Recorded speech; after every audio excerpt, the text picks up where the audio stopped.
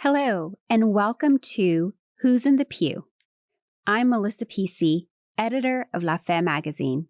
This show is an extension of La Fe and a production of We Hope, which is run by the Diocese of Laredo's Communication Department. Each week, we will get to know someone new and learn a little bit about his or her unique involvement in our diocese. We hope you will enjoy meeting others who sit in the pews of parishes right here in the Diocese of Laredo. Hello, and welcome to Who's in the Pew. Today I have joining me Deacon Michael Santaseri and his lovely wife, Dawn. Both are parishioners at Divine Mercy Church, and they have 7 children. Welcome, Deacon Michael and Dawn. Thank you. Thank you. I know both of you are not native Texans, so I thought we could start out with sharing just a little bit about how you all met and how you ended up in Texas. So I'm an Army brat. My father was in the Army. We moved. I was born in North Carolina. We lived in upstate New York. We lived outside of El Paso, back to North Carolina. And then we moved to Massachusetts, and that's where I met Dawn in high school. In high school. Right. I lived in the same town my whole life. I was born in the same hospital that my dad was born in, that my grandfather was born in, and possibly my great-grandfather was born in. Our biological daughter, Angelina, was born in the same hospital. Oh. So I did not like moving around at all. It was hard for me. It was easy for Mike, but very different lifestyles. Definitely different lifestyles. But when he came to Massachusetts, we were in our sophomore year. He was extremely quiet, and I had the same friends the whole time I was in high school, so I was not quiet. Like when your comfort zone is high school. So I noticed the new kid. I walked over to him and I said, "Hi, I'm Dawn. How are you?"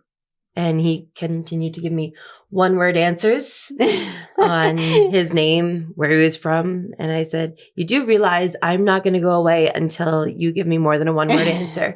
I'm not leaving you alone. Said, "Okay."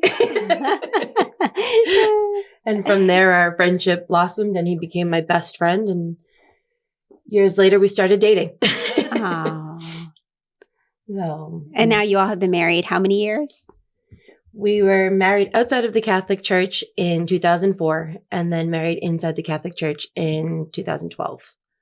Wow. So, which was part of our amazing faith-filled journey. Yes. Well, because when you met, you weren't Catholic at the time, right, Dawn? Right. And I had no intention of becoming Catholic until 2012, when our lives drastically changed. What was it in 2012 that changed your lives? 2011. 2011. This was all 2011. She's off a year. I didn't become Catholic she became a Catholic in until 2012. 2012. Okay, so starting in 2011. Yes. You all we had our marriage blessed in 2011. You're right. I'm sorry. I admit it. I was off a year. It happens. So in 2011, in February, we had, I found out I was pregnant at the end of 2010, and our daughter was diagnosed in February of 2011 with a fatal birth defect. That year was quite the year. It was a roller coaster year for us. We had the tragic news, or what we thought would be tragic news, of our daughter passing away right after birth, to God having other plans and her not passing away right after birth, and coming home from the hospital and having amazing memories with her. And she went with me to every RCIA class that I went to, and she was there all the way through 2012 when I received my sacraments and official welcome into the Catholic Church on Easter. And then right after, she passed away. So it was a rocky year with some amazing transformations in our journey, including Michael and I having our marriage blessed in the church. Wow. On his birthday in 2011. On his birthday. That's beautiful. And that was your daughter, Katie? Yes. And I know Katie was featured. You all were featured, and her story was in La Fe back in 2011.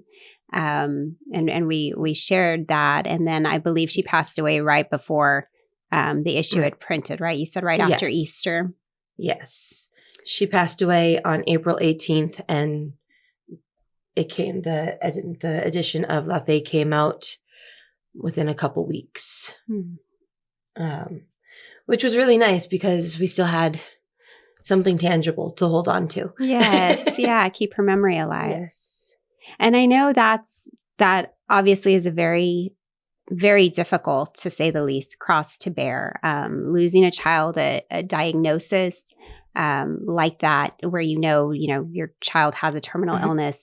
I know for many people, it's very easy to turn to abortion, and it seems like a simple answer, right? You kind of avoid all the suffering and all the pain. That's I think how people oftentimes view it. Right. And they believe that abortion is a good choice to make in some cases. What would you say, and having gone through and kept her life, given that value to her and spent those moments with her, what can you say about that experience and not choosing abortion? So during really, but mostly after her passing, I became involved in a lot of anencephaly awareness groups, and where people, families, fathers and mothers, sisters, brothers, grandparents would join with, and they had just gotten this diagnosis and they were debating their options. And some of them having gone through abortions, a lot of them regret it and say, it doesn't take away the hurt. I still miss her. I just miss my child more now.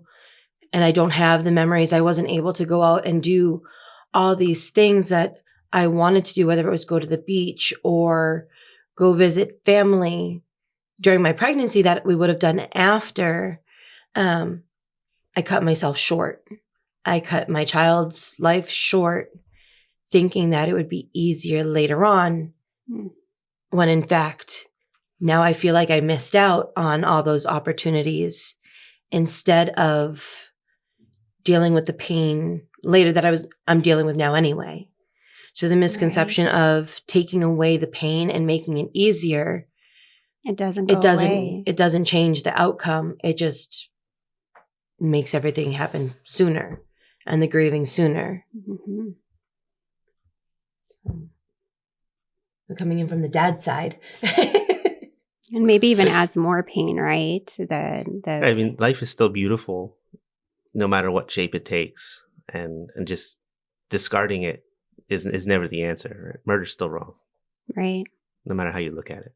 And that was never even something that you all, that was unthinkable to you, right? No, absolutely not. We walked out of the office that day and I'm like, nope. It's not happening. Like, would not ever happen. Like, I couldn't fathom not having her with me for every single second possible, whether she was in the womb or outside of it. It was, God gave her to me for however long He has given her to me for, and I will cherish every single second. We will cherish every single second. And you had closure, having taken her home, and she met her older sister. Right. And I'm sure, too, for your daughter, that's something that she would have completely missed out on. Right. I'm sure that's affected her, too, even though she was young at the time. But right. She was 5 years old when Katie was born. I have a beautiful picture of Angela holding Katie on the couch. I think she's on the couch, or maybe it was in the hospital even. It was in the hospital. And she just has this smile on her face. Oh, proud big sister. Yep. She was feeding her a bottle, one of Katie's first bottles. She sat down and she was feeding her, and she just had this look of, I get to hold my sister. I get to love on her for even a little while. Because even at the hospital, we didn't know how long she was going to make it. Right. So, and everything that we had gone through before Katie's diagnosis, and it was, we cherish every single second. Yes. And she was with you for 9 months? Yes. 9 months, 5 days. Wow. And I highlight the 5 days because she wasn't supposed to make it 5 days. Those extra 5 days were an added amazing time. They were probably the hardest because the last 3 days we knew she was going to be passing. Mm-hmm. She had gotten to the point where we could obviously see she was sick and that she wasn't going to make it very much longer. But God gave us the time with our family, and we had family and friends come over, and our house was never quiet. It was never empty from the morning until the night. Grandparents and friends and everyone was at our house giving her hugs and kisses while they could, and talking about all the things that she had done and places we had gone, and that we never imagined. That's beautiful. Such a short time, and yet she affected your family, and sounds like, just brought people a lot closer together in the short time that she was alive. And she definitely did.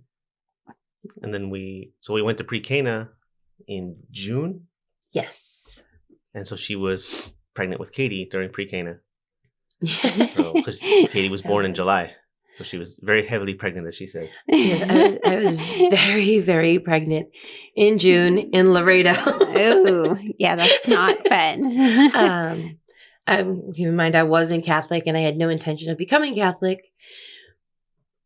And so I fought Michael tooth and nail about going to pre-Cana. I was not happy about it. I didn't understand why I had to go to pre-Cana. We had been married outside the Catholic Church for 7 years. What could they possibly teach us? But we had struggles up and down. And at that time, pre-Cana was 2 days long. At the end of the first day, I looked at him and said, I am so sorry. I fought you because I've already learned so much more and we're only halfway through. Wow. And it really changed my perspective on, I still had no intention of becoming Catholic, but my perspective on the Catholic Church and what I thought I knew and what I didn't know. So it was one of those, you know what?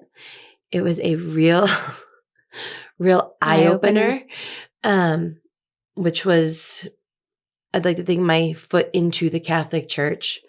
If we hadn't gone through pre-Cana when we did, I wouldn't have met Martha Miller and really had that, it was a welcome that I had felt at Divine Mercy, but not fully embraced at that point until later on. And now you both continue to, now you are both speaking at pre-Cana, helping other couples to prepare for marriage, right? Yes, we are. Wow. Almost every month. Almost every month. If wow. it's in English, generally we're there, which is... So the original pre-Cana got us involved with Miss Miller, with Martha. So then we became involved in pro-life stuff, the Rotary Walk, the Life Chain. Right. I just realized I was away from the mic. Sorry. Yes, you can move in a little. So we got involved in the pro-life with Martha and that side, partially through meeting her through pre-Cana. Right. And the impact that it had on Dawn. Right. Everything with Katie, Martha, and her whole family were there with us. Really? They walked side by side with us. They've become some of our dearest friends in Laredo. They come to birthday parties and quinceañeras, all the big life moments. Even in holidays, we always make sure to text each other because they are such important people in our life. And if it hadn't been for pre-Cana and then the pro-life department and movement, we wouldn't be where we are today. Wow. And it was really because of Katie that both of you ended up, for Michael, coming back to the church, right? And that kind of started your journey into the church. Is that correct? No, I had already started coming back to church. Okay, you already had. I just started, though. Okay. Right before the diagnosis. Right before the diagnosis. Like 3 months, I think. Because you were raised Catholic. Yes, I was raised Catholic by a Portuguese mother and an Italian father. So you're nothing else but Catholic. Right. I had no intention of becoming Catholic ever. Ever? That wasn't even on my radar. I was like, nope, that's not going to be me. I didn't understand. My grandmother was Catholic, so I had rosaries, but it wasn't, I think I went to Mass maybe 3 times growing up.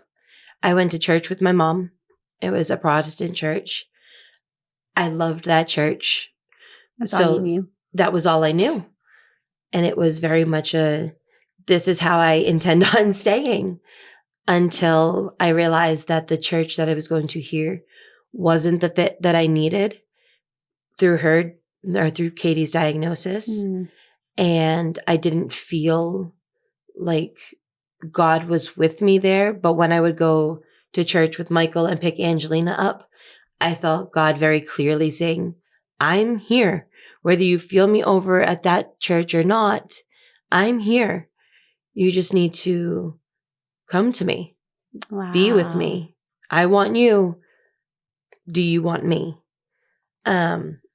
So during my pregnancy, Michael came to me and said, I want you to be blessed. Go to Father Michael for a blessing. And I said, okay. I didn't understand why.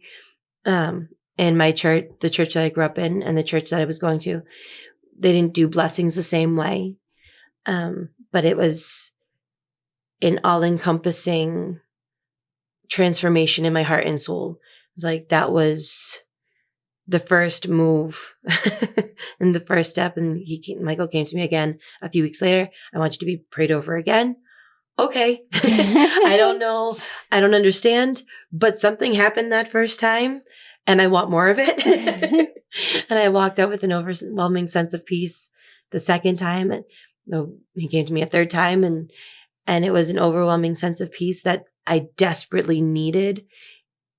And it was very much okay, I am getting closer to where I need to be. I'm bringing Angelina closer to where she needs to be. And then after Katie was born, Father Michael was actually in the OR with us.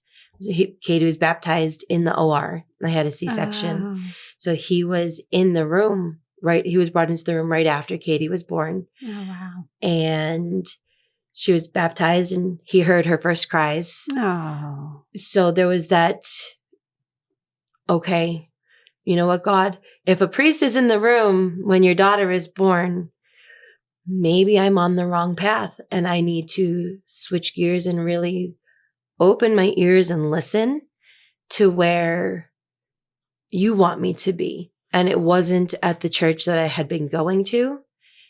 It was in the Catholic Church. Like, I had known that their arms were wide open and just waiting for me. But I was still hesitant. And then after everything happened, like, you know what? I'll go to RCIA. I'll learn more. And then I'll make my decision. After going to a handful of RCIA classes on Sundays, it was like, no, this is home. I need to come home to church. I need to come home to my Father's house. I need this every week because I can't make it through the rest of my life without this. I realized something had been missing. Now, Michael and I had gone through a lot of losses. I had a miscarriage before Angelina. I had 2 after Angelina, before Katie. Then we lost Katie, and then I had 2 more miscarriages. Wow.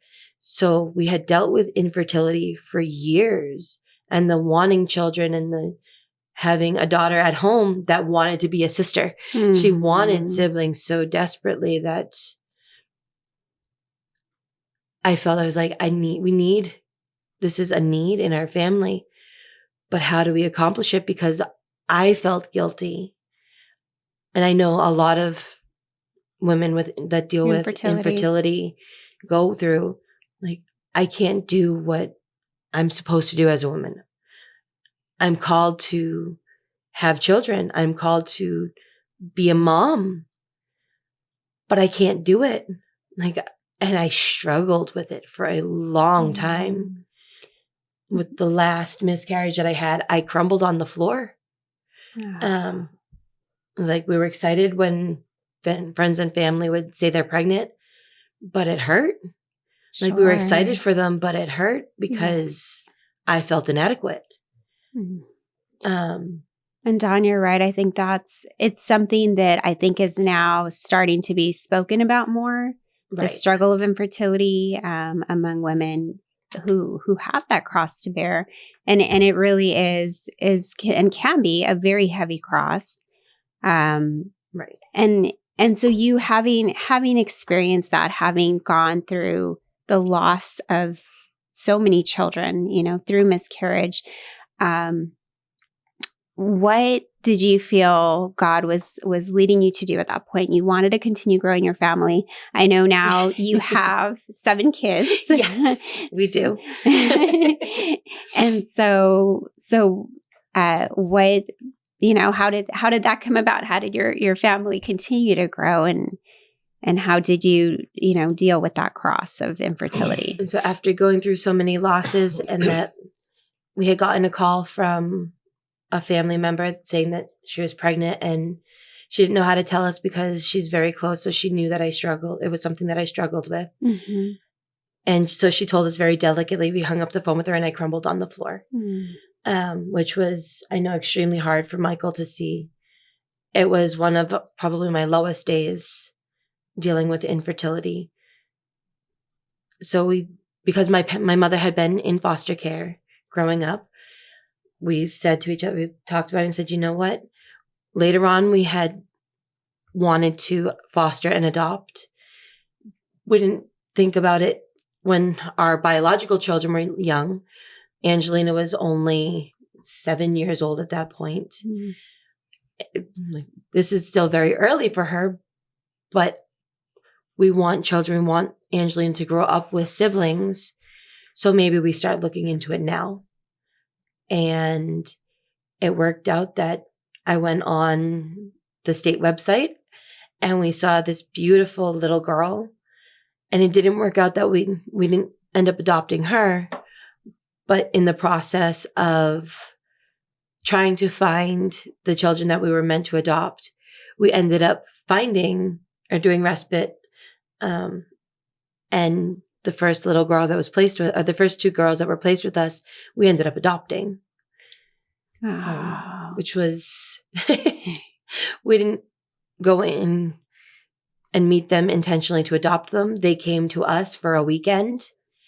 And that's what respite is, right? That you take care of. Respite is you're the foster family for the foster family. you're the babysitter for the foster family. It's, hey, we're going out of town. We can't take these kids for whatever reason. There's multiple reasons. Sure. They have parental visits, or we don't have space in the car, whatever it is. Sure. One family we did respite for is like, we're going to Mexico. Well, you can't take foster kids to Mexico. Right. So like, hey, we just need somebody to watch them. Well, they need another certified household to do that. So you all were certified to be the babysitters for other foster families. Yes. Correct. While at the same time being open to fostering yourselves, Right. fostering we were to open adopt. to taking foster kids as well. But in that time, they're like, hey, you have bed space. Can you watch these kids for a weekend? Absolutely. Okay. And so you provided respite for these 2 girls. Yes. And after they left, we desperately missed them. Every foster agency has to obviously follow the state guidelines. Above that, each agency has their own guidelines. Mm-hmm. As long as they're meeting state minimum, then they can determine what works best for their agency.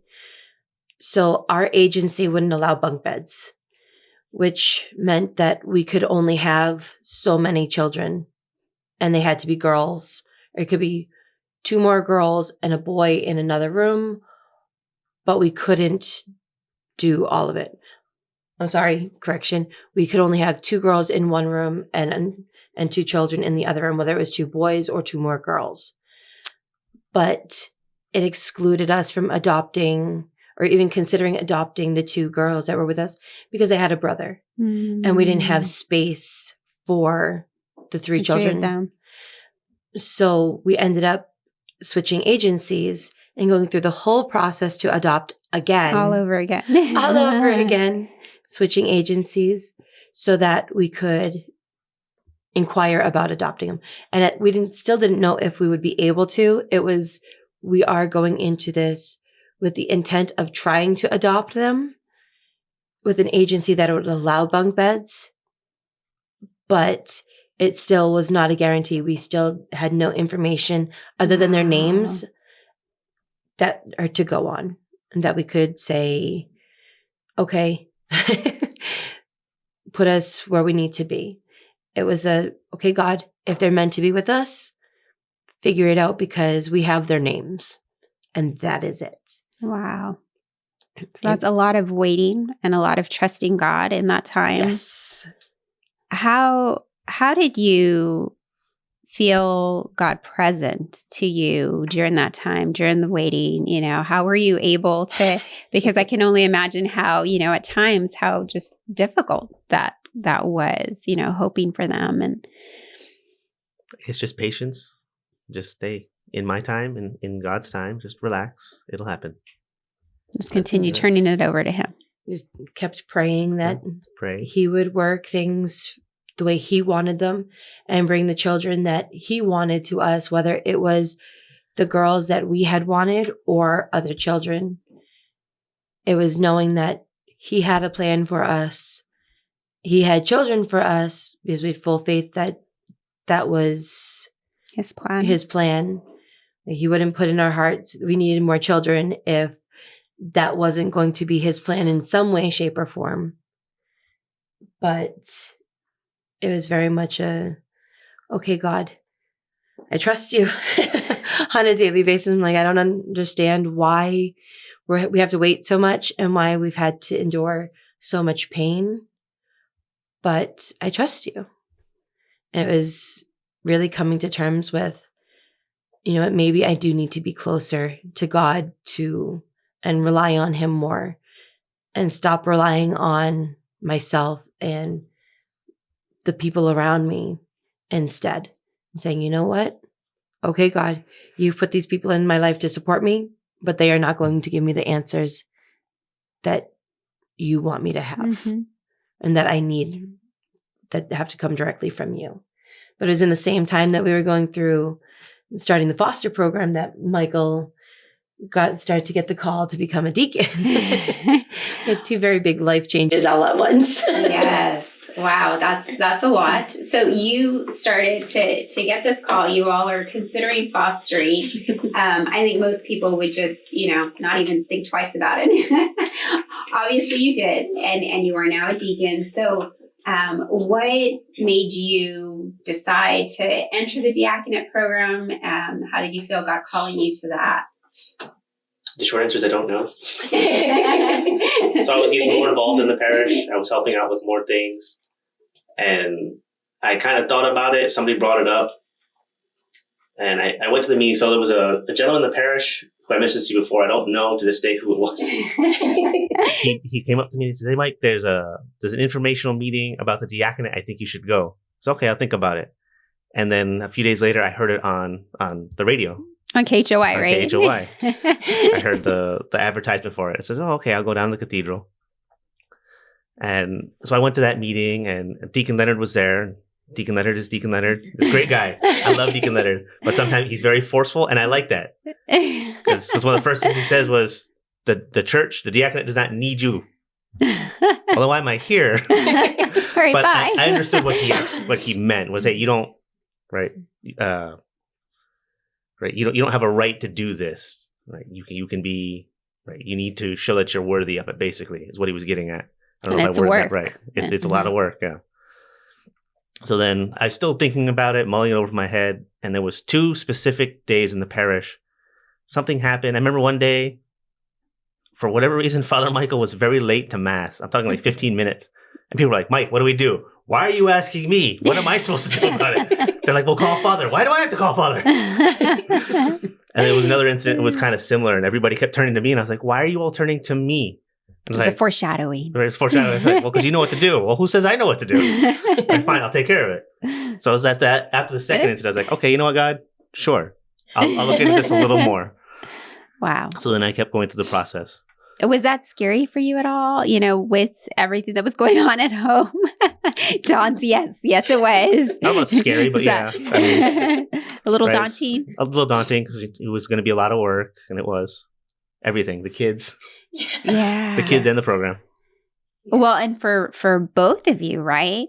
Right. Because I think that's something that people maybe don't realize is it's quite a commitment for the wife as well. Yes. Yes, they tell us from the start, if your wife comes to us and says, hey, this is affecting our marriage too much, so we're going to call you in and we're going to talk to you.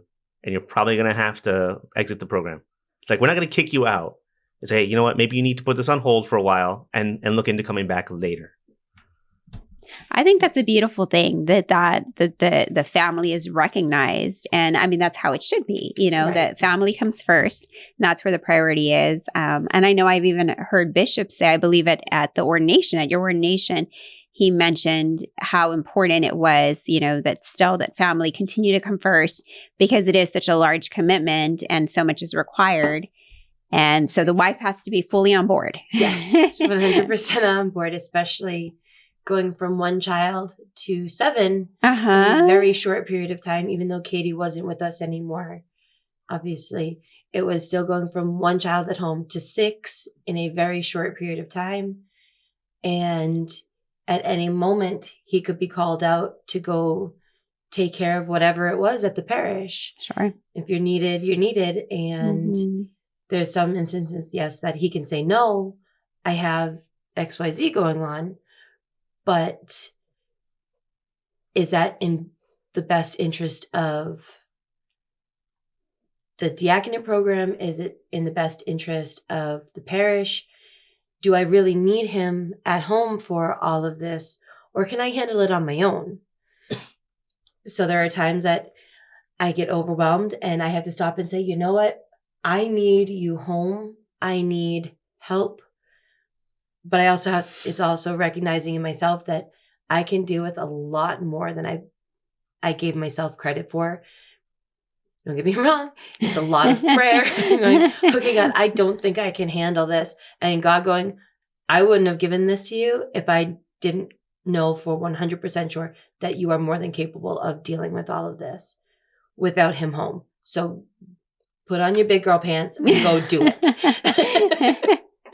When he was going through the diaconate program, I kept referring to myself as a baby Catholic. I had just become a Catholic a few years before. So I was still learning. So it was very daunting. I was learning more about the Catholic Church than most Catholics that are cradle Catholics learn in a very short period of time. And that's what, going back real quick to RCIA, that is what RCIA, my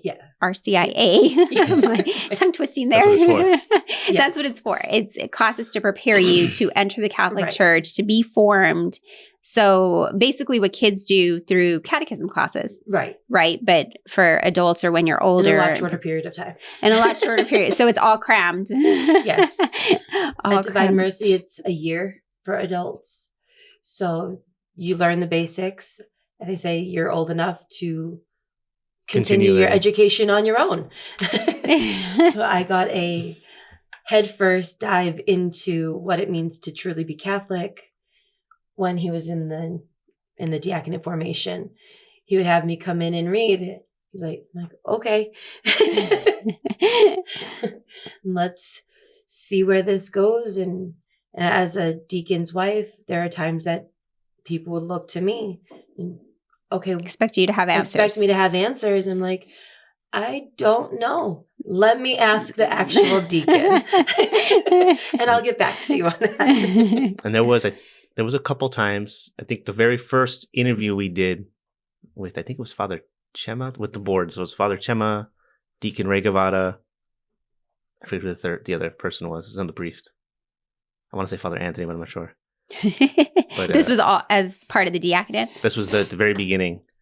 So it was at the old school there, right next to the cathedral. We were upstairs. First time I'd ever been in that building. A beautiful building. Yes. I've never been there.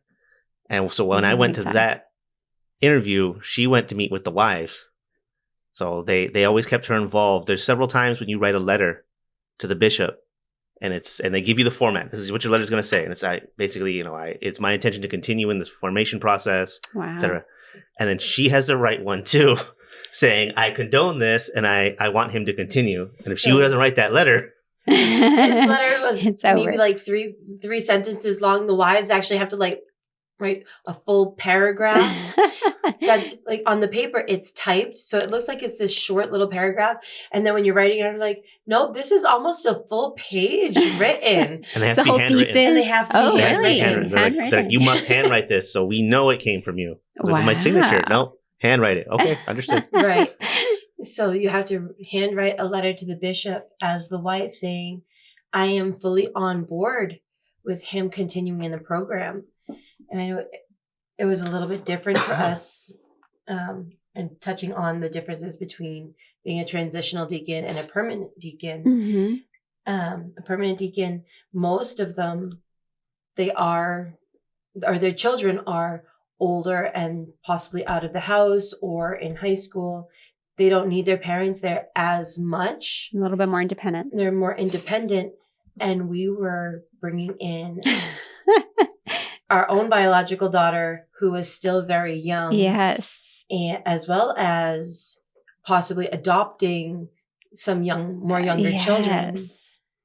Wow. So just getting started with right. or having this younger phase with your children. Yeah, all the other now deacons in my class, they were older. I was the young one. I was 30 when I started. So you have to be 35 at time of ordination. Okay. I was 37. We had 7 years. 7 years. We got held back a year because of COVID. Yeah. That thing. But so they all their kids were older. I think Deacon Mario was the next one with slightly younger kids, but his kids were teenagers. Okay. They were like 15 when he started, I want to say, maybe a little older. And you all were still welcoming kids into your family and growing your family. So even the deacon formators brought that up. Like, when you started, you had one. And we were okay with that. So it's not a hard and fast rule that you have to have older kids. It's what they prefer, but they really look into it. So like, you had one when you started, so we were okay with that. But then you ended up with 6 total. And that's more to protect you, to protect the family, right? Again. To make sure I'm not taking time away from the family. Wow. It came back to me. Is this okay with me? Am I okay with him being away from the family as much as he needs to be?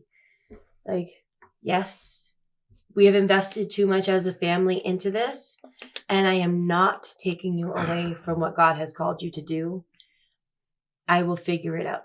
Wow. And sometimes it requires sacrifice on my part, more often than not. But with the kids too. But they all know and have faith that, you know what, Dad needs to be out doing what God needs him to do. And yes, sometimes that takes him away from being able to go to the cross country and track meets or the gymnastics classes. But you know what? God always comes first. And if God's calling him away from us for whatever event, then that's what needs to happen. And that's okay with them. And if something bothers them, they know that they can talk to us and say, you know what, Dad, this meet or this event is really important to me. We know it's coming up.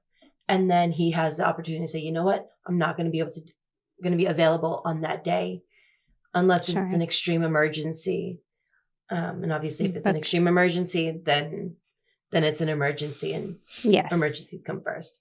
But primarily we plan for him to be there if possible. And if not, then it's us girls at home now. Our son has now moved out and is moving on because he's 18. He was 11 when we adopted him, and now he's 18 and moving on and prepping to go into because we're getting Army. old. Because we're getting old. We have definitely aged. Well, okay, so getting back to the fostering, and you're mentioning your son, but how many kids did you end up adopting? How did that? I know there's siblings. You have siblings within. Yes. So it was a total of 5. It was 2 sibling groups. A group of 3 older ones. They were 12, 11, and 9 when we adopted them, and then 2 smaller ones. 2 younger ones, and they were babies. 2 babies. 2 babies. We adopted the first one. We took her into our home when she was 4 months old. 5 months old. Riley was 4 months old only. She was 4 months old when she came to us. And then we adopted her 6 months after that. And then the baby, Michelle, was 3 days old. Correction. Riley was a year and 10 months old when we adopted her. Oh. She first came to you. She came to us when she was 4 months old. But then the actual adoption didn't. Right. We went through the foster care program or the foster process with her. We met her biological parents. We had a good relationship with them. They actually asked us if we would adopt her if they or their family couldn't get her back. If we would adopt her, we said, if the state allows us to, 100%. We love her just as much as we love our own biological daughter. And they said they saw that and they knew that. So the best place for her was with us if they couldn't get her back. Right after the rights for her were terminated, her baby sister was born. Michelle came home to us when she was 5 days old. Wow. And we went through 6 months of the foster program with her, or process with her. The rights for her were terminated. And then a few months later, we adopted her. She was about 9 or 10 months old when we adopted her. So they were both very, very, very little when we adopted them. And they were babies when we got them. We did the whole newborn phase, which was kind of daunting when he was going through the diaconate program. Oh, I'm sure. Like, having a newborn at home that was not sleeping through the night. She didn't sleep through the night until she was 6 months old. And it had already been so many years for you since you had been in that experience, the newborn phase. Wow. And when Riley came to us at 4 months old, she was sleeping through the night already. Oh. She would sleep a good 6 hour stretch at a time. So it had been a long time since we had done the whole newborn phase. And it was exhausting. Having a toddler and a newborn was not something I was fully prepared for. I am thankful for it. But having Michael not be at home because he was in class and doing everything that he needed to do, it's like, okay, God, you're going to carry me through this. You've carried me through a lot worse. And we will figure this out. And you made it through. Right. Unfortunately, with the older girls, they'd be like, Mom, why don't you go take a nap? We've got it for a little while. Oh, nice. So they recognized when Mom was beyond exhausted, and they were all old enough to say, okay, I'm going to step in for a little bit. Watch the babies for a little while you go take an hour nap. If they need something, we'll let you know. Some live-in babysitters. Yes. Yes. That's great, having their support throughout that. Definitely, and they still continue to be amazing today. Angelina and Ellie step up whenever we need them to. Ellie babysits on Tuesdays for us because we help out with the middle school youth group, and she's like, it definitely takes a sacrifice from her. She wants to go to basketball games with her friends, but she realizes that, you know what, sometimes Mom and Dad going out and taking care of other things for God is more important. So we know it's a 100% sacrifice for her. I mean, what 15-year-old doesn't want to be out with their friends versus taking care of their two little sisters? Sure. Like, it's a big ask, but she does it and she doesn't complain about it. And at first she did. She's like, I don't like this. I don't understand why. And after sitting down and talking to her about it, she's like, okay, I get it. I still don't like it. But okay. But she's willing to pitch in and help. And yes. And Angelina has always been, her name definitely fits her. She's definitely an angel. Mm-hmm. Her personality, she's very, very much the Mom and Dad need help. I'm there to help. We pitch in as a family, and that's all there is to it. That's beautiful.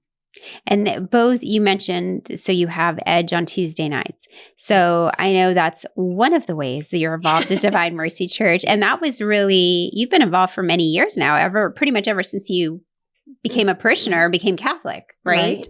10 years now. This is our 10th year. with doing Edge. Doing Edge. And that is a youth group for Middle school youth. youth group. Yes. They're near and dear to our hearts. We're so proud of a lot of them. But there's a group of them that have really stepped up over the last few years. So we started 10 years ago. It was just us. It was just her and I. Yeah. And then the second year we couldn't. And then we came back the year after. And now we help Cynthia. She had done it years before. She had to stop because she had cancer. And when she finally when she beat that was all taken care of. She's like, hey, I want to do this again. So she really has the experience of, hey, I can put on retreats. I can get the parent team together. I'm like, cool, I can teach. That's about all I'm good for. I'm the mom of the group. So she's like, okay, good. You teach. I'll organize.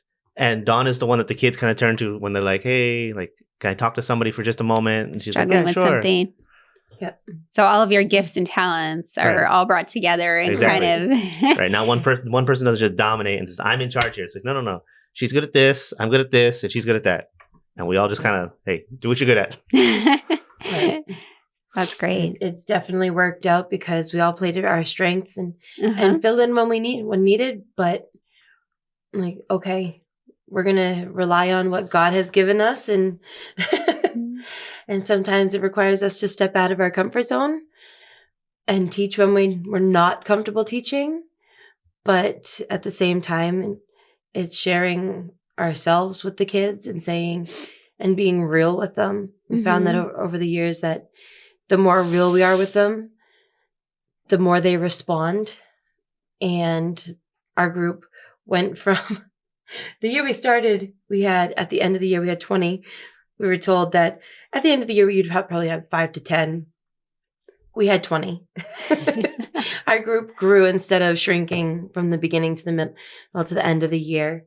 So now we're looking at 40 to approximately 45 middle school kids going on retreat with us that have been to pretty much every class because they want to be there. So our group has more than doubled at this point.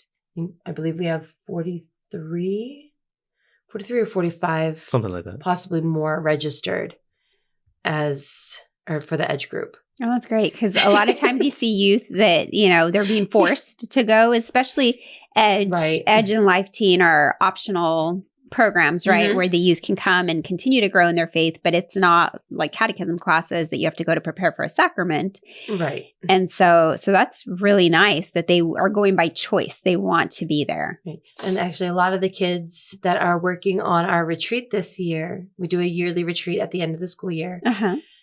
Or pretty much all of the kids were in Edge or they were in Life Teen. And they have now moved up and on, but we actually had to turn some high school kids away that were in Edge before because we had too many that wanted to participate on being in team. They're like, can we help? Can we help? Can we help? Can we help? Can we help? It seems like, well, let me see the bed situation, first of all, at the retreat center. Sure. Because we take them out of town. Right. We take them out of town. So it's a big retreat. There's a lot of parents that go. There's a lot of preparation that goes into it. We have a lot of college students that help us. Oh, that's fun. And a lot of the college students are also ones that have come back from Edge, from our first years in Edge, and have said, we want to continue and help you with these children because we saw the difference that it made in our life. We want the same thing for them. So can we help? The director for the retreat this year was one of the boys from our first year. Threw him out of class. He was being so disruptive. I told him, step outside. We went to talk. I went outside to talk to him. He yelled at me and he stormed off. His mom was there at the church helping clean or something.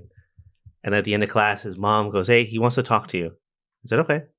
So he came over and he apologized. I'm sorry. I shouldn't have said anything. I should have listened in class. I shouldn't have disrupted class. And I shouldn't have yelled at you. I apologize. Okay. Fantastic. He was fine the rest of the year. And He became an now, altar server and has come up, and he is absolutely amazing. We couldn't be any prouder of him if he were our own son. We see him all the time, and he comes over and he's just all smiles, and we all laugh about the story. He's like, wouldn't be here where he is if we hadn't been real with him and said, hey, this is not okay. We don't like the decisions you're making, but we still love you. Come on, let's put you back on the right track in class. And Wow. And now he's going to be the director, you said, of the He's gonna be next the- retreat. right. Wow. And he remembers so when we first started, we were like, we don't know what to do with these kids. So I bought a book, and it was just a book of games. And it had a little explanation, and it tied it into a scripture verse, and it had an explanation for the game, and trying it to that scripture. So that's what we used. Uh-huh. That was our class. We would go play this game, and then I would talk about it. And he remembered that book so much. He helped last year with the retreat. And he's like, Mike, can I borrow the book of games? I was like, absolutely. And all the kids who were there those first couple of years, they remember that book of games. Aw. We didn't have the Edge program that we have now. So it was really the book of games that had That's the what you would scripture base it. that the whole class was based on. It's like, okay, here we go. Let's figure this out. Now Life Teen with the Edge program has really made it a lot easier for us. They've given us all the resources that we need and not so much okay, how do we take this game and this scripture and turn it into a Relate full them. lesson? Yes. The kids loved it because it was always something off the wall. Not always, but a lot of times it was something off the wall. Like one time it was like, hey, here's a bunch of eggs. And you guys are going to toss these eggs back and forth. Some of them are hard-boiled. Some of them are not. And you're going to have to figure out which ones they are. Be careful. And we would tell the parents in advance, hey, your kids are going to get a little dirty. All Make right? sure they come So in to clothes change that the can get dirty. But then you bring them back into the classroom. You're like, okay, how does this tie into scripture? And they're like, we have no idea. Explain it to us. It's like, all right, here we go. So how does that tie into scripture? I don't remember that one anymore.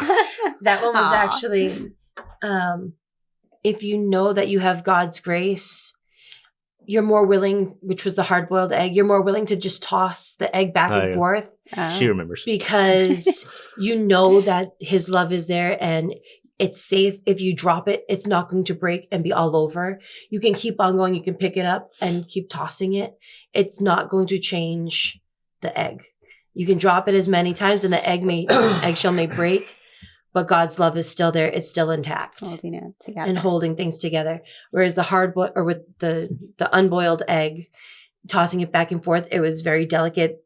Like you toss it very gently because you didn't want to break that egg. If it felt game over. Everything. Yeah. So the kids, they started off with hard-boiled eggs, and then they didn't know were hard-boiled eggs, and then they found out, and then they were told, okay, now we're going to do it with this dozen eggs that aren't hard-boiled, and you saw the change. And then some ended up with hard-boiled eggs, and some ended up with unboiled eggs, and they didn't know who had what. So you saw them going, like testing the egg out. Is this possibly hard-boiled, and shaking the eggs next to their ear to try and figure it out?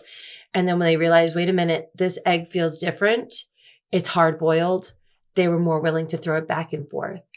So the difference between knowing you have God's love unconditionally, that hard-boiled egg, you're more willing to step out of your comfort zone and toss it than if you're unsure. If you can just, If you aren't open to right. If you're not open to God's love and having that solid foundation, Mhm. then you're always walking on eggshells. Mhm. Yeah. I remember another time I broke a Guarded. plate. Oh, I had a- I on had a- purpose. Yeah, I had a plate. I held up the plate, and I remember what I said, and I threw it on the ground. All the kids were like, They were cheap plates from the dollar store. I still have one in a box somewhere. And it was putting it back together. Like you can break a plate and it was about forgiveness. And saying you're sorry. You put the plate back together, but it's still going to have cracks. It can be just as strong because there's glue. God's love is the glue that holds the plate together, even if you're broken. Even if a relationship is broken, God can hold. It also It tied together. to reconciliation Right. and sin. So it was- that yeah. breaks you, but Mhm. Well, no, it's broken. Now apologize. Is it going back together? No, it's still broken. Put it back together. Is it still broken? It's still broken. You just put it back together. Right. But it was a good lesson. Right. So, And they remember things like that. They yes. do. I'm Yeah. sure. Yeah. Well, breaking a plate in front of them. There are definitely some interesting games, like the saran wrap game. The saran wrap. Wrap people up in saran wrap, and they try to get out. Father Michael saw us doing that. He walked in the room, and the kids were wrapping me. When he walked in the room, he just stared at me. He's like, there's a madness to the method, Father. He's like, I don't want to know.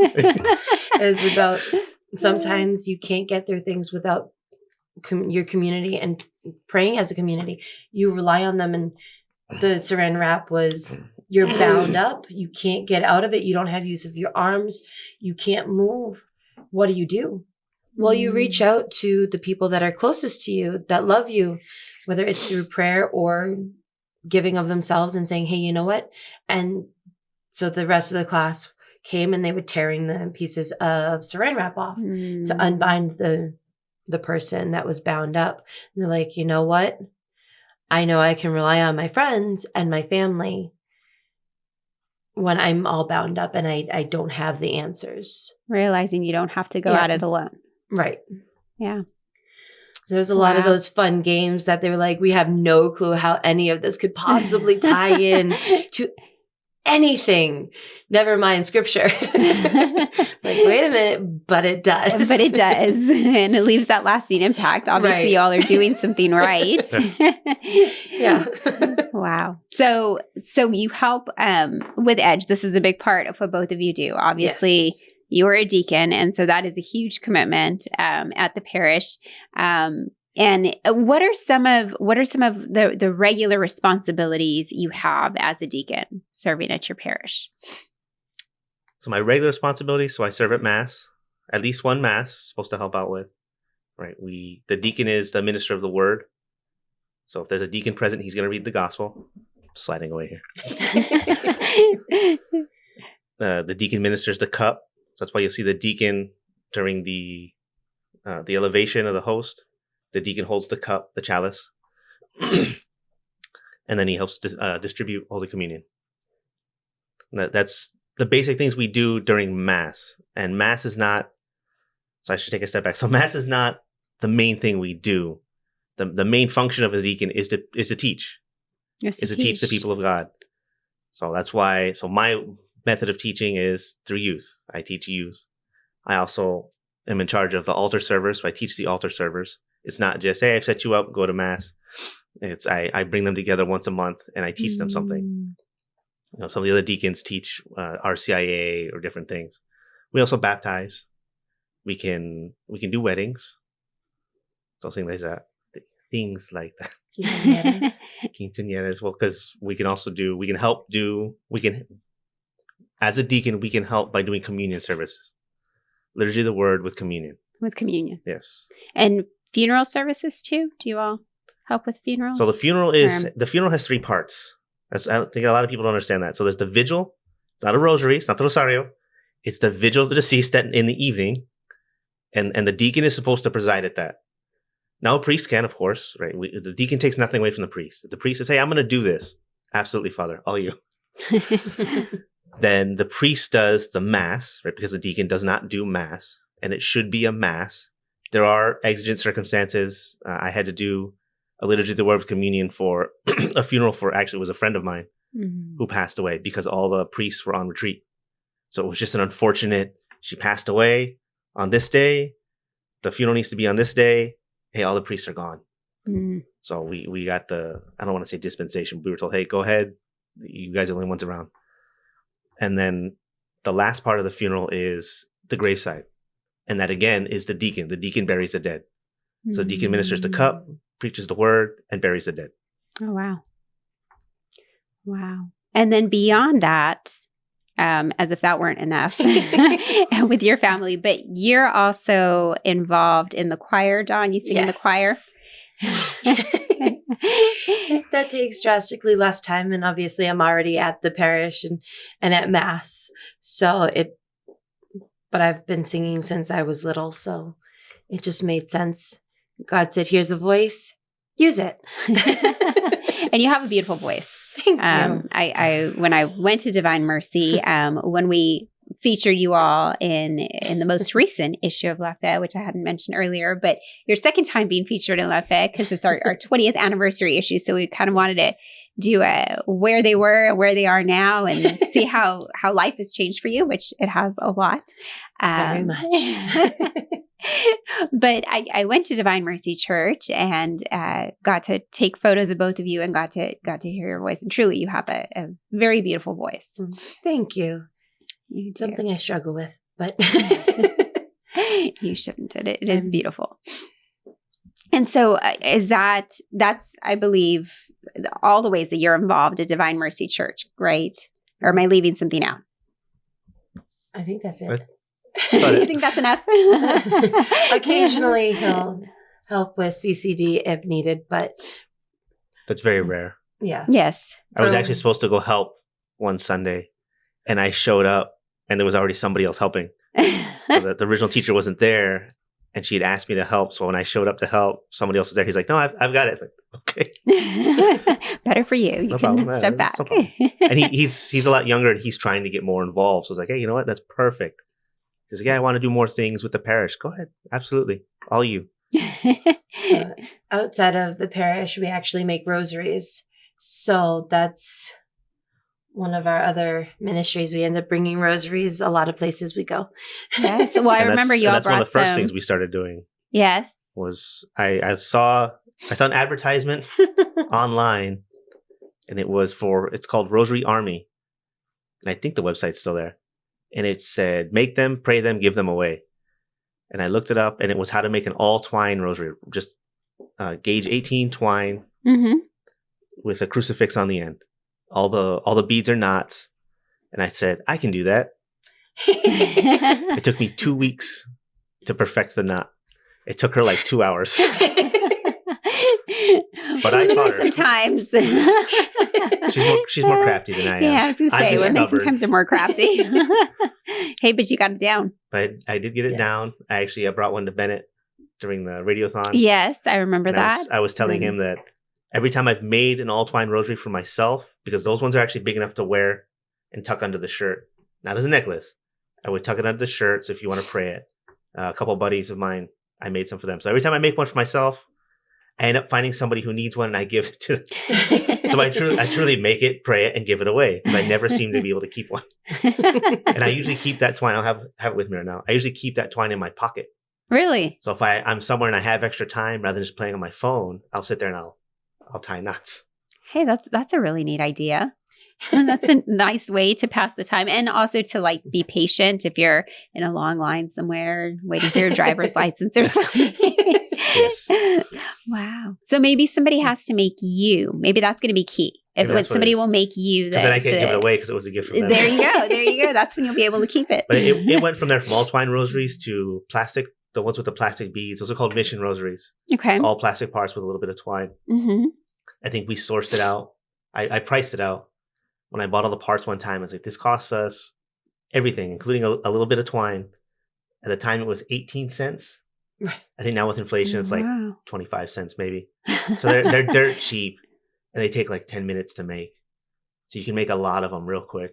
Wow. And then we started making chain link rosaries, like really nice rosaries with nice beads. And now you all have your kids helping with it too, right? They help Yes. sometimes. Sometimes. The babies love making rosaries. Oh. They get to pick out their colors and what they want, and we let them go. And it definitely helps with counting practice. Yes, reinforcing the math. And Yes. So when we would help with pre-Cana, when it was in person before COVID, we would actually bring rosaries and give one to each couple. Oh. So we haven't been able to do that since COVID because it's all It's all virtual. on Google Classroom or Google Meet or something. I think Google Meet. Yes. Wow. Which So is it'll be unfortunate. nice to return to that eventually. It'd be nice to go back in person. Yes.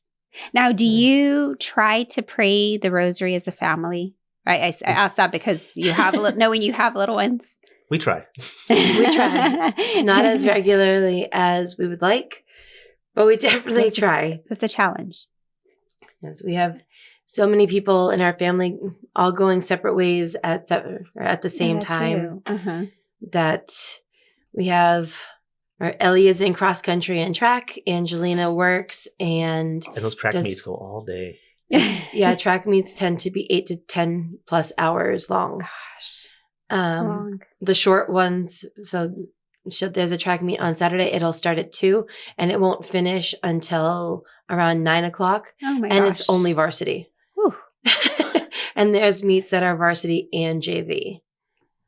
So those meets are 10, 12 plus hours. Wow. Yeah. They're long days. So we have her in that. Angelina does voice lessons because she sings also. And she's an altar server and she works, and as well as the babies. Michelle doesn't like being away from home. She wants to be with mommy all the time. She's 5. Yeah. She still Most wants 5-year-olds are there. Right. She's like, I want to be at home, and that's it.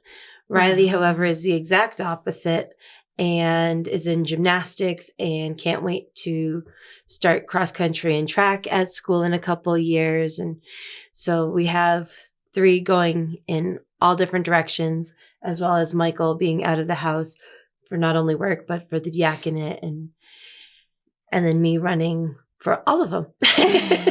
So the rosary definitely doesn't get prayed nearly as often as we would like, but it does get prayed when we're finally all at home together and actually have time to sit down. Yeah, I think most families can relate to that, especially with kids, like you all have, Yes. so spaced out and you're just all running in different directions. What are some prayers that you do regularly pray, or, do you have like a specific prayer time when you like to pray just to kind of for yourself, running around and all that you do to remain focused? And is there anything in particular? I use the Hallow app. Oh, really? Yes. And obviously I listen to KHOY on the app on my phone. Mm-hmm. Pray with KHOY. Yeah. Nice. So, but music generally touches my heart the most. I feel like he who sings prays twice. Yes. So I end up singing along with Catholic or Christian songs, whatever comes on. That's my your prayer. way. It's never the same thing every day. It's, okay, God, tell me what I need. Meet me where I'm at, God, because I can't do this without you. Yeah. Just tell me where I'm at, because my brain gets so scattered some days that I generally don't know. So as a deacon, I have to pray morning prayer and evening prayer. That's part of the ordination, right? You promise to pray with the church, and that's the prayers we say. We say so. But I also like to pray the rosary, and I usually do it in my car on my way to work because I have a 25-minute drive to work. Mm-hmm. So I like to put it on because it also helps me not get as angry at other drivers. That's always good. Helps Added me focus. bonus. On top of that, I like the Angelus. I like to play the Angelus. So because I work a night schedule, so instead of 6 a.m., noon, and 6 p.m., I do 6 p.m., midnight, 6 a.m. and I do so midnight and 6 a.m. I'm at work. So I set an alarm and it'll go off a minute beforehand. And sometimes I'll turn on KHOY on my phone because I like to listen to it being done and follow along rather than just do it myself. Yes. Or if I can't do that, I stand up where I am. And if you don't notice, the Angelus is supposed to be prayed facing east. Oh. So the ancient tradition is you turn, you face east. So, right, we all have these smartphones, and smartphones have a compass on them. Go into your compass. So I go to my compass and I find out where east is, and I orient myself, and I pull up the Angelus and I pray. Or I listen to KHOY. And I have an office, and sometimes people walk in, I'm sitting there praying. Put on my hand, hold on, give me a second. And I've had people, they just keep talking, and I'm just standing there. Wait a minute. That's nice. You're going to focus regardless of anyone that comes in. The building will not burn down in like 3 minutes, I think it takes, or whatever it takes the end. Yes. Yeah. Like 3 minutes. It's really quick. Yeah. That's nice. That's very nice. And I have to say I like that too. Obviously, working here at the diocese and being in the KHOI studio, I love that, we hear the Angelus, the 3:00 hour, Divine Mercy. And so that's a nice thing, nice advantage of being able to work here. Although anybody can do a little plug here. Bennett will like this for KHOI. Set an alarm for 1 minute before. That's what I do. I set an alarm for 1 minute before. So I have time to take my phone, go to KHOI, and open it and listen and start listening. Yeah. Yeah. With the app or online, right? Mm-hmm. So many easy ways that we offer to pray. And if I'm awake for 3:00, I do try to listen to the 3:00 prayer. Yes. if you're awake. If he's awake. Generally not. Yeah, I sleep from the late morning to the afternoon. And he gets home from work right after the kids go to school. So then he'll lay down and go to sleep, and then he generally wakes up right after the kids get home. Oh, so that's your time to see them. Is when they get home from school? Yes. Yeah. See them for a few hours before work.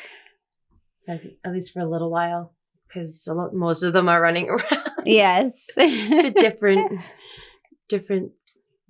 activities. Yeah, all the extracurriculars. Yeah. With the two older ones, activities and friends. Yeah, friends are important. Yes. Well, I'm so glad that you two were able to come and join me today. It was a pleasure talking to you just for the magazine, for the cover story of La Fe. And so I was glad to learn a bit more about you. I had read your story in La Fe. And so people can turn to the newest issue, the 20th anniversary issue, to read more about you. But is there anything else that you all would like to share? Anything that we left out? I wanted to clarify something that you had brought up before about the difference between a transitional deacon and a permanent deacon. Yes. Because I think you said you spoke to Deacon Jerry. Yes, we had Deacon Jerry on our premiere show. Awesome. Yes. Good guy. And he's a transitional deacon, so meaning he's going to become a priest. Yes. And so if anybody's confused, the difference between a transitional deacon and a permanent deacon, the easy way is, transitional deacon's eventually going to become a priest. Yes. And it's a transition. And a permanent deacon, right? It's a transition. And a permanent deacon will remain a deacon.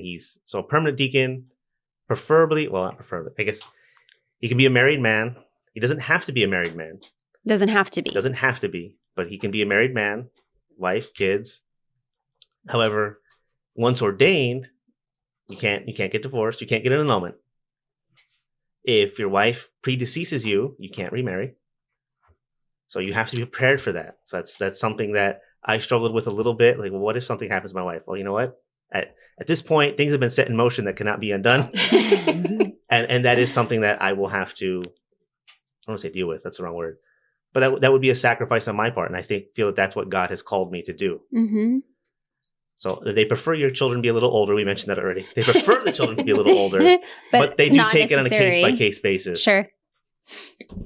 They base that a lot on the wife and how her responses to how does she feel about having to do the parenting by herself a lot of the time. Not completely, obviously. Yes. But a lot of the time. There are going to be big things that come up and that you will have to deal with on your own. But is that something that you're okay with? That you're willing to do. Like for us, formation was every other Saturday. I think it was 9 hours. Oh, wow. That we went to class. We would come here to the Family Life Center because there's videos there, so we could see the professors from the university in Houston. Mm. And they could see us, and we could actually communicate. So it wasn't just an online class where we had no input. And so that was 9 hours every other Saturday. It was 2 classes a semester. So it was 4 Saturdays, 1 class. You'd end it. And you're doing papers, you're doing finals, you're doing tests. Our first class was philosophy. And I don't remember the priest's name. He's an older priest from the university. And every single one of us was like, I quit. I'm done. It was pretty challenging. It was very challenging. I didn't understand a lot of the questions on the tests. I was like, I failed this class. I know I failed it. I got an A. I'm like, I don't know how I got an A. I'm pretty sure I failed. I think he graded on a bell curve. I think we all just did so bad. He was like, I'm going to bell curve these kids. But it was hard. And so with a transitional deacon, he's already studying to become a priest, right? He's just one step to becoming a priest. Yes. So he's going through full formation. So he's at the university or the seminary, and he's taking full-time classes, whereas we're taking part-time classes, right? So they get a lot more formation because they're going to be priests someday. Right. And that makes sense. And the transition, I think it's supposed to be a year or 6 months. There's a time frame where there's supposed to be a transitional I believe it's a deacon. year. Is it a year? I believe so. Based on our, yes. And based on our previous Father Jose Luis Restrepo, yes, who was a transitional deacon, it was about a year. So, yes. And now you mentioned permanent deacons can be single. You can be a single man. You can be a single man. But once you enter, you cannot get married. Right. Correct. You're not going to date. You're not going to marry. You have decided to be celibate. Wow. And that's a choice you have to make. That's discernment. That's what discernment's for. You have to discern, is this for me? So the whole time you're in formation, you're in discernment too. So at any time you can just say, you know what, this is not for me. I thought it was, but it's not. And at any time they can, I don't want to say kick you out of the program, but they can tell you, hey, you need to step back. We had a brother in formation with us that after several years, they told him, hey, this is not the time for you. You need to take a step back. We notice your work is suffering, your schoolwork is suffering, you're not getting assignments on time, you're always late to class. Just wasn't the right time. Carlos, it's Saturday. How are you always late on a Saturday? But he was, and that was okay. And they told him, hey, you take a step back, and maybe in a few years, maybe come back. And he said, okay. And he took a step back. Yeah. I think that's so important. I mean, that's telling too of just everything we've been talking about, right? That everything happens on God's timing. And in his time, he leads you to it and will bring you through it if it's the right time. And if it's not the right time, then he'll place people in your life to help you realize that. And so, yeah. And not to take from transitional deacons. So a transitional deacon is the same as a permanent deacon. They're exactly the same. So they can do all the same. All the same functions. So Deacon Jerry right now, he's my brother deacon. Where I'm not above him. I don't like to use that term above, below. Mm-hmm. There is a church hierarchy, but we don't want to. Right? You don't want to think of it in those terms because everybody. Right? A deacon. What is a deacon? He's a servant. It comes from diakonia, the Greek, to serve. Right? A deacon is a servant. So, again, I don't like to use the term hierarchy, but in that hierarchy, right, deacons were the same. Transitional, permanent, doesn't matter. It's just at some point he's going to be ordained a priest. He takes that next step, and then he does the priestly functions. Just like Father Jose Luis, he was a deacon. We served several times at Mass at the cathedral, and we were the same. And one time I accidentally, all I was trying to do was move the book, the Roman Missal, onto the altar because he was going to serve at the altar I had read. And for some reason, I put the book there, and boom, I was stuck there with Bishop. I was like, oh, this was not what I planned to do. But there I was. And I didn't mean to take that from him. Like I said, I had read. So usually if there's multiple deacons, we all split up the work. So, hey, you know what? You be deacon of the word. You go read the gospel. Okay. And then I'll be deacon at the table. I'll do the altar. Okay.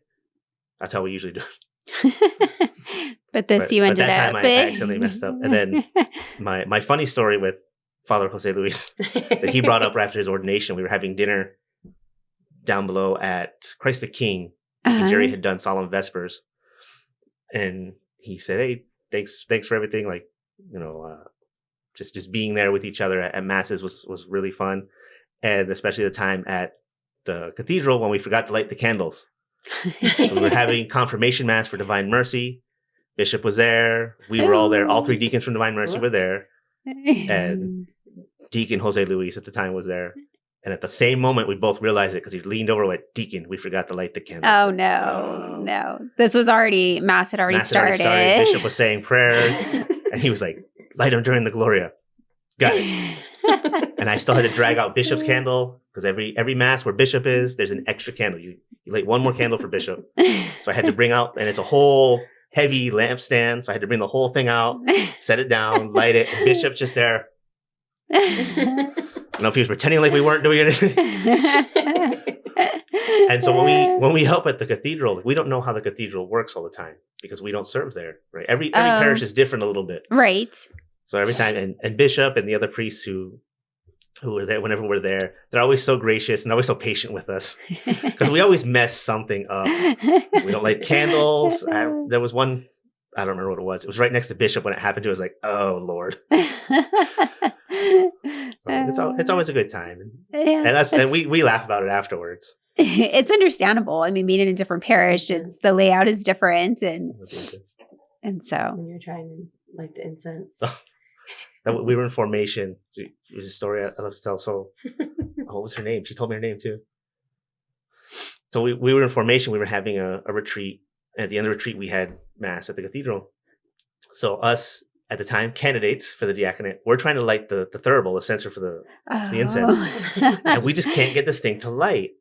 And this altar server, this girl, she's standing there. And she's like staring at us like, move and I'll do it. And at one point she says, I can take care of it. We're like, no, we've got it. A bunch of grown men. We can take care of this. After about 10 minutes, we're like, we cannot do this at all. And we're like, here, you go ahead. She had it lit like immediately. Got it lit, took it outside, started swinging it around. And we're like, wow. I saw her at the mass. No, the mass for the Rosary Walk. Okay. Right. Martha asked if I would serve as a deacon. So I went. A pro-life Rosary Walk. The pro-life Rosary Walk. And so at the mass, this girl shows up. I was like, hey, do you remember me? She goes, I remember who you are. Do you remember the thurible incident? She goes, absolutely. And I told her I love to tell that story because it's so funny. She goes, you tell that story. I tell it to all my altar servers. It's a little bit of humility, right? A little bit of humility. Hey, being humbled. And sometimes, and going back to what I said before, sometimes you need to step back and say, hey, you know what? This person's better at it. I'll let them do this. That's right. You don't have to be in charge all the time. Right, exactly. I don't have to be the one who does it. Humbled by a teenage girl. I think she was 13 at the time. Or 12. She just told me she was 18. I just forgot her name. I'd give her a shout out, but I forgot her name. I apologize. If she hears this, I apologize. It'll probably come to you as soon as we're done I walk here. out the room, Yes. What helps that you work with kids, and so you're used to, trusting them and working with them. So kids have a good way of humbling you when you need it most. Yes. Well, again, it has been a pleasure talking to you all. It always is. I love just learning from you, seeing what you've been through, seeing how, both of you, in spite of the trials that you've both faced in your life, just how strong you are in your faith, and you continue to serve God and be open to that, and continue to lead others closer to Christ. I think you're a beautiful example to those who know you, to those around you, hopefully, to our listeners, to those who are watching, who's in the pew. And I thank you all for that and just for being involved. It's wonderful knowing you. And is any final thoughts, any final comments as we wrap up? No, thank you for having us. Thank you for having us. It's always a pleasure. We just enjoy spreading the word, right? Spreading the stories that maybe it touches somebody. Yes. Everything from Katie to rosary making. Mm-hmm. And I'm always happy to teach people to make rosaries. Just throwing it out there. If anyone wants to learn to make rosaries, let us know. Or if there's anyone out there that is maybe going through one of the trials that we've gone through and needs someone to talk to, we're always around. We're at Divine Mercy. That's beautiful. And for any teens at Divine Mercy, any youth, middle schoolers can join Edge. Right. Absolutely. That's great. That's great. Well, thank you for tuning in to another episode of Who's in the Pew. And we'd like to thank all of our sponsors who make this show possible. Again, this is an extension of LaFemme Magazine and a production of Hope Media, and brought to you by the Diocese of Laredo. And we hope to see you next time on Who's in the Pew.